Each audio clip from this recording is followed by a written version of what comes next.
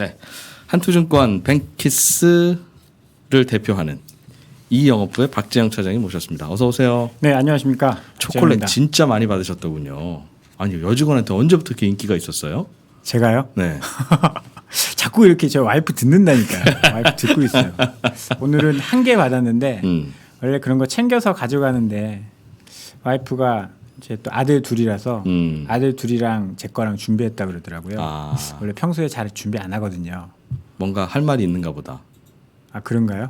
예. 아, 그러면 또 무서워지게 왜 또. 그런가? 제가 어제 슬쩍 얘기했어요. 아들한테 내일은 무슨 날인지 아냐고. 네. 내일은 여자가 남자한테 초콜릿 주는 날이야 라고 어허. 와이프 들으라고 제가 아들한테 살짝 얘기했거든요. 네. 그래서 뭐 준비했다고 하더라고요. 네. 아이, 그렇습니다. 좋겠다. 아유 좋네요. 행복하네요. 네. 저도 하나 받았어요, 아침에.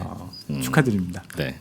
점점 숫자가 줄어들고는 있어요. 아, 원래 한 45개 정도 받으시는데 한창 때는 많이 받았죠. 네. 그러나 네. 더욱 정성이 담겨 있는, 집에 가도 줄 거라고 기대해요. 저도. 네. 아직 진짜요? 모르겠어요. 예. 오늘 안 들어가시는 거 아니에요? 뭐 약속 있다고. 아니, 저녁 먹고 들어가야죠. 12시 전에 들어가셔야 돼요. 네, 물론이죠. 네. 예. 14일이니까. 네. 자, 이제 싱거운 소리는 그만하고 오늘은 주식시장 그냥 안 열었어도 될 만큼 살짝 올랐네요. 그죠? 결과만 보면. 그래도 뭐 지수 10포인트 올랐으면 뭐 어제 미국 증시 하락했고 네. 분위기 그렇게 좋지 않았던 거에 비하면 뭐 괜찮았던. 저는 선방했다라고 생각을 합니다. 네. 이게 초반에 시작을 굉장히 안 좋게 시작했거든요. 마이너스로 출발을 했었는데 코스피는 이제 보합으로 출발해서 마이너스 11포인트까지 하락했다가 장중에 18포인트까지 네. 전약 후강. 그래서 분위기가 좋았고요. 오늘 코스닥은 상대적으로는 좀 못 올랐는데 오늘 뭐 헬릭스미스가 임상 3상 실패 소식 이런 게 있다 보니까 제약바이오가 좀 안 좋았어요. 네. 상대적으로 시총 비중이 높다 보니까 어허. 제약바이오가 조금 안 좋아서 코스닥은 오늘 1포인트 올랐습니다. 네. 상대적으로 좀 부진했고 외국인 수급은 936억 순매수, 기관은 1086억 순매도. 요새 계속 그렇습니다. 외국인이 사면 기관이 팔고, 뭐 기관이 사면 외국인이 팔고. 그래야지 서로 거래가 되죠. 뭐 그래요. 그런데 네. 그러면 이제 좀 폭발적인 건 좀 떨어지는 것 같아요. 같이 사야 되는데. 같이 또 사서 확 올려야 되는데 그런 거는 좀 부진한 것 같고, 오늘 코스닥에서는 외국인이 300억 가량 순매수를 했습니다. 오늘 뭐 IT 쪽이 전반적으로 핫하면서 5G도 그랬고, 뭐 카메라 관련된, 그러니까 이제 갤럭시 신작들이 나오기 시작했거든요. 네. G 플립이라고 이제 화장품 같은 거. 그렇죠. 네. 그 여자들 이제 컴팩트라고 하죠. 그거 되게 옛날 말이고. 뭐예요, 그러면? 요새 새로운 게 있던데. 펌프인가? 그럼 진작 얘기해 주지. 컴팩트라고 던져놓고 난 다음에 그런 말을 하실지 몰랐어요. 던져놨으면 그냥 넘어가든가요. 생방송에서 그래서 던져놨는데 그걸 옛날 말이라고 그러냐?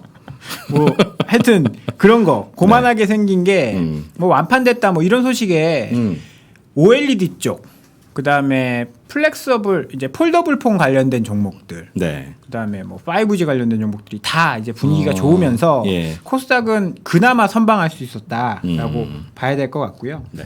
헬릭 스미스는 그때 임상 발표하면서 네. 뭔가 효과가 안 나타난 건 실제로 효과가 없어서가 아니라 라벨을 뭘 잘못 붙여서. 근데 그거 아니라고 했습니다. 이거는, 라벨 네. 제대로 붙었고 그럼 결국은 효과가 없었다고 발표한 거예요? 네, 맞습니다. 3개월 효과는 없었고 자기네들 말로는 이제 9개월, 12개월, 6개월, 9개월, 12개월은 이제 효과가 있었다라고 하는데 어찌 됐든 간에 실패한 걸 그냥 시인한 거고요. 이 회사는 상대적으로는 솔직한 것 같기는 해요. 잘은 모르겠는데 그동안 코스닥 회사들에 비하면 네. 지금 사실 굳이 지금 발표할 이유도 없을 수도 있는데 그렇진 않나요? 그렇죠. 근데 뭐 발표할 건 해야 되죠. 하기는 해야 되죠. 큰일 나는 수가 우리의 있으니까. 눈높이와 스탠다드가 좀 높아진 네네. 결과인 건가 네. 싶기도 하고요. 어찌됐든 간에 오늘 헬릭스미스 같은 경우에는 장 초반에는 좀 주가가 많이 올랐었거든요. 네. 그러다가 이제 그거 발표하면서 막 크게 하락을 해서 네. 코스닥에 좀 찬물을 끼얹었고요. 예. 오늘 시장은 사실 개별 종목 위주로 많이 올랐습니다. 실적이 좋은 애들, 실적이 네. 안 좋은 애들 뭐 왔다 갔다 했고요. 음흠. 요새는 계속 이제 쏠림 현상에 대해서 말씀을 드리고 있는데 네. 오늘 뭐 그런 이야기가 있었어요. 지금 실적 발표 시즌인데 820개 실적이 발표를 했는데 네. 그 중에 애널리스트의 추정치가 있는 종목이 한 300여 종목 되거든요. 네. 막 270 종목. 근데 그 270 종목 중에 예상치보다 실적이 잘 나온 종목은 30%대에 불과하다. 대부분 다 어닝 쇼크라는 거죠. 그런데 지수는 엄청나게 올랐거든요. 그럼 이게 어떻겠어요? 그 잘 나온 종목들만 올라가고 오늘 10포인트 상승한 이 상황에서도 코스피의 상승 종목은 330 종목, 하락 종목은 490 종목. 네. 10포인트 올라도 하락 종목이 훨씬 더 많았습니다. 이게 사실 뭐 지금 막 미국도 그렇고 뭐 애플이라든지 아마존이라든지 마이크로소프트랑 애플이 시총 비중 5%가 넘었거든요. 네. 미국에서 그런 역사가 잘 없어요. 그래도 5% 찍고 꼬꾸라지는. 네. 뭐 예전에 엑스모빌이라든지 과거에 마이크로소프트라든지 이런 애들이 이제 5% 찍고 하락했는데 이번에는 두 종목이나 마이크로소프트도 그렇고 애플도 그렇고 시총 비중을 5% 넘겼고요. 네. 아마존이 4%대니까 세 종목이 미국의 시총의 15% 가까이를 차지하는 네. 기현상들이 나타나고 있거든요. 우리나라는 30%를 누가 차지하고 있다고 하던데. 그렇죠. 누구가 근데 미국이랑 약간 상대적으로 좀 다르니까 종목도 네. 많고 종목 상장된 종목 수도 차이가 많고 왜 이럴까요? 왜 크는 회사는 계속 클까요? 예전과 다르게. 독점 때문에 그렇죠. 플랫폼 기업의 독점. 아마존 이런 애들도 사실 돈을 하나도 못 벌다가 네. 치킨 게임 해가지고 다 죽여버리고 뭐 좀 이제 살아나려고 그러면 M&A가 살아나 조그만 애들 좀 클라 그러면 M&A에서 잡아가고 요기요가 배달의 민족 합병해서 자기네 혼자 크는 거 아닙니까 결국은. 그러다 보니까 나머지 다 죽고 혼자 돈 버는 그렇게 돼서 화나셨죠 지금 잠깐. 잠깐요. 다 같이 먹고 살아야죠. 네. 네. 그래서 그런 현상들 때문에 좀 그런 것이 아닌가라는 생각이 들고요. 예전보다 독점이 쉬워졌는지도 모르겠어요. 사람들이 미디어를 다양한 곳에서 접하다 보니까 저거 좋대. 너 아마존이라는 쇼핑몰 가봤어? 그럼 금방 다 알 수 있는. 쫙 퍼져서. 예전에는 저 서울의 화신백화점이라고 있는데 한번 가보셨어요? 그럼 안 그래도 듣긴 했는데 언제 한번 가봐야죠 하면서 그게 이제 퍼지는데 수년이 걸리거나 그러다가 망하거나 그러는데 네. 이제는 2등보다 뭔가 조금 낮기만 한 1등이면 금방 쏠려버리니까 쏠림 현상이 굉장히 심하죠. 그렇죠. 네. 이제 뭔가 1등이 다 먹을 수 있는 구조가 더 쉬워진. 그게 어찌 보면 소비자 입장에서는 좋은 거일 수도 있을 거예요. 왜냐하면 예전에는 서울에 사는 사람만 나훈아 공연을 보고 지방에 사는 사람은 너훈아의 공연을 봐야 됐었잖아요. 네. 스탠드바에서. 네. 그죠. 근데 이제는 누구나 다 나훈아의 공연을 집에 TV만 연결하면 볼 수 있으니 너훈아는 일자리가 없고 나훈아는 돈을 더 많이 버는데 네. 사람들은 뭐가 더 좋을까라고 생각해 보면 그냥 나도 오리지널 나훈아 보는 게 좋을 것 같기도 하고요. 그럴 수도 있겠네요. 우리 나중에 저녁 먹으면서 그 얘기 해봅시다. 알겠습니다. 네. 롯데쇼핑이 200곳을 폐점한다는 얘기가 있습니다. 이것도 지금 어떻게 보면 온라인이 승리하느냐 오프라인이 승리하느냐 그 네. 싸움에 이제 본격적으로 돌입한 것 같아요. 롯데쇼핑이 4분기 1조 적자를 내고 안 네. 되겠다라고 해서 오프라인 쪽을 싹 다 정리한다라기보다는 30%를 정리하는 거니까. 와, 정말 700곳, 많이 하네요. 네, 700곳 중에 200곳이면 정말 엄청난 거거든요. 네. 작년에 쿠팡이 1조 손실을 났다라고 해서 다시 증자를 받았잖아요. 네. 근데 이제 온라인 오프라인 이제 다 누가 많이 손실 보느냐 싸움을 하고 있는 것 같습니다. 그러다 보면 둘 중에 하나는 죽지 않을까요? 그러니까 사람들이 마트나 슈퍼마켓에서 사던 걸 주로 이제 요즘 온라인으로 배달시키니까 그렇죠. 마트나 슈퍼마켓이 특히 더 타격을 받는군요. 뭐 마켓컬리도 그렇고 쿠팡도 뭐 음식료 뭐 아침에 배달한다라고 하고 그리고 사실 롯데 같은 경우에는 뭐 신세계는 SSG라는 쓱이라는 굉장히 뭐 유명한 네, 그런 것들이 있죠. 있었잖아요. 근데 롯데는 딱히 그런 게 없고 온라인에서도 잘은 못하는 네. 쪽이죠. 네, 그렇고 이제 오프라인 내에서도 뭔가 시너지가 나타나고 있는 것 같진 않아요. 네. 뭐 그래서 그런 부분들을 좀 잘 해보겠다. 치킨 게임이 이렇게 일어나고 있을 때는 사실 진짜 이런 종목들은 조심을 해야 됩니다. 얼마 전에 OCI가 폴리실리콘 이제 정리하겠다. 네, 이 발표 네. 굉장히 충격적이었거든요. 정말 2008년, 2007년 정말 그 동양제철화학 주식시장에 오래 있었던 분들은 굉장히 어마어마한 종목으로 기억을 했을 텐데. 박정 차장님 그때 뭐 하셨어요? 2008년. 2008년에 그때 한창 놀고 있었겠죠? 학생? 아니요. 저는 그때 전 2005년도에 입사했으니까. 근데 입사해서 놀면 어떡해요? 열심히 일하고 열심히 저 인생의 황금기. 돈 매일매일 회사 가는 게 즐거웠던. 회사 가는 게 즐거웠고 회사에 돈도 주고 저녁에 술도 사주고. 예. 그때 금융위기여가지고요. 딱히 제가 별 할 게 없었어요. 알겠어요. 그랬는데 치킨 게임에서 진 거죠. 결국은 동양 그 OCI는. 여기도 누가 이길지 모르겠습니다. 롯데쇼핑이 이길지 쿠팡이 네. 이길지 쿠팡이 싹쓸이 할지. 이미 뭐 롯데쇼핑은 오프라인에서 적자가 나고 자꾸 져서 쿠팡의 영향 때문인지 다른 네네. 온라인의 영향 때문인지 줄인다고 하니까. 네. 근데 이거를 줄여서 다른 것도 하겠죠. 뭐 온라인을 살리든 오프라인을 좀 효율화하든 사실 오프라인 매장 없이 뭐 다 할 수는 없을 것 같거든요. 그렇죠. 그 기술이 얼마나 발달하느냐에 따라 뭐 다르지만 두 가지 질문이 있을 수 있을 것 같아요. 이 이슈에 대해서는. 네. 1번은 미국에서는 월마트가 이런 상황 됐다가 네네. 다시 살아나고 있다잖아요. 네네네.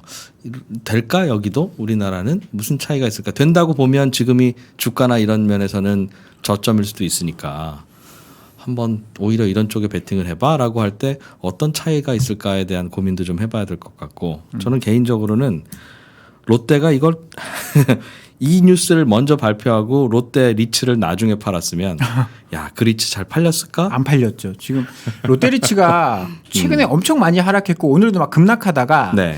사실 롯데리츠 지금 이 판매하는 곳은 대부분 이제 임대해서 하는 쪽. 네. 롯데리츠는 이제 롯데 쇼핑이 가지고 있는 거 운영을 하는 거기 때문에 상관없다라고 이야기를 하고 있긴 한데 예. 사실 영향이 없을 수는 없죠. 이게 구조조정을 언제까지 하는지는 그 누구도 모르는 거예요. 이렇게 딱 그렇기도 구조조정을 하고 음. 롯데 쇼핑이 확 살아나서 잘 되면 참 좋겠지만 그럴 수 있는 보장은 없거든요. 그러니까 지금 리츠로 나가는 그 매장도 문 닫을 수도 있는 것이고 나중에. 그렇죠.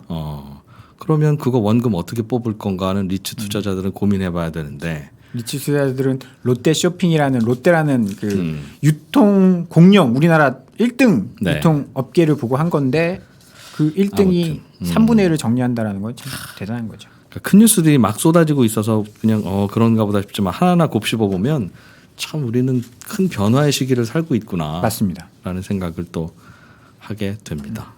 뭐 하나 또 배울까요? 제트 플립 잘 팔렸다는 얘기는 들었고. 네.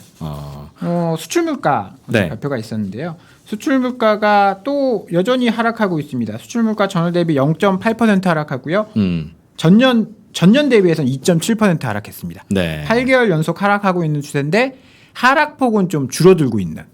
그래서 그나마 좀 다행이다라고 보고요.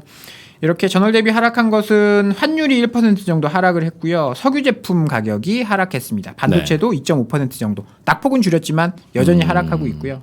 아까 물어보셔서 지금 반도체 디램 가격이 1월 고정거래 가격은 안 나왔어요. 네. 12월은 보합이었고 1월 건 아직 안 나왔고 그 스팟 가격, 네. 현물 가격 이게 뭐 영향을 크게 미치는 건 아닌데 현물 가격은 계속 지금 올라가고 있습니다. 그런데 1월 수출 물가는 2.5% 정도 하락. 전년 동기 대비? 네네. 1년 전 대비. 그렇죠. 1년 전 대비. 그러면 뭐 최근 가격하고는 네. 다른 거겠군요. 하락폭은 좀 축소하고 있고 그런데 문제는 네. 유가가 지금 2월에도 엄청나게 하락하고 있다라는 점이 아마 좀 2월까지 영향을 미칠 수 있을 것 같습니다. 2월에도. 네. 유가는 하락하면 우리에게는 좋은 건가? 좋은 거죠? 그렇죠. 그렇겠지? 아무래도 그런데 그게 우리가 또 유가를 그 원유를 수입해서 네. 수입 물가는 좀 낮아서 뭐 원가에 영향을 줄 수는 있지만 우리가 그 석유 제품 수출하는 게 굉장히 많아요. 팔아야 되는데. 이제 가공해가지고 화학 제품이라든지 정유 제품, 원유 들여와서 정유 제품, 휘발유 이제 수출하는 게 굉장히 많은데 그런 쪽에는 좀 안 좋겠죠. 그럴 그래서 수 있겠어요. 무조건 원가에 긍정적인 영향을 미친다라고 볼 수는 없을 것 같습니다. 그러니까 유가가 높을 때 그 스프레드도 크니까 결과적으로는 좋은데. 그렇죠. 알겠습니다. 초콜릿 받으러 그렇죠. 애들 이쁘죠. 퇴근하고 한 10분에서 15분 정도. 그때 너무 사랑스럽죠. 그래. 그거 이상 가기는 어려워. 저는. 20분 넘으면 애들이 막 정말 체력 좋지 않아요? 체력이 아이들? 좋아요. 위에 올라와서 나도 그때 그랬나? 저는 기억이 없죠. 예, 한투증권 이영업부의 박재영 차장님 오늘도 일주일간 또 올해 이번 주도 수고하셨고요. 주말에 감기 조심하시고. 네. 저는 감기 걸렸습니다. 네, 조심하십시오. 빨리 완쾌되시길 바라겠습니다. 네, 감사합니다. 감사합니다.